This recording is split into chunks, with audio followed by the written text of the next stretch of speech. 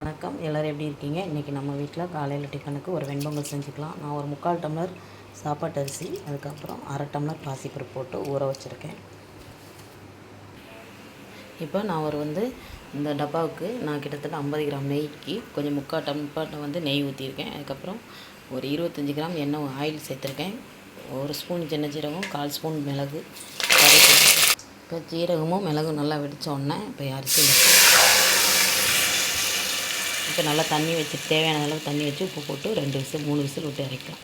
இப்போ கொஞ்சமாக தேவையான தண்ணி வச்சு உப்பு போட்டுக்கலாம். இப்போ நம்ம பொங்கல் வச்சாச்சு. பொங்கலுக்கு சட்னிக்கு 3 சில் தேங்காய், ஒரு 5 வரமிளகா, அப்புறம் கொஞ்சம் புளி சேர்த்துருக்கேன். இதில் கொஞ்சம் வேர்க்கடலையும் கருவேப்பிலை எடுத்துருக்கேன். இப்போ இதை உப்பு போட்டு நல்லா அரைச்சிக்கலாம். இப்போ நல்லா வேர்க்கடலை, தேங்காய், வரமிளகாய் எல்லாம் போட்டு சட்னி அரைச்சிட்டேன். இந்த பக்கம் தாளி போட்டிருப்பேன், வெங்காயம் போட்டு தாளி போட்டிருக்கேன், சூப்பராக இருக்கும்.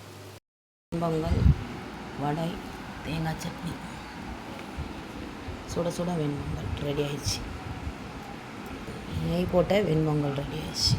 நம்ம வீட்டில் வெங்காய வடை, உளுந்த வடை, அப்புறம் சட்னி.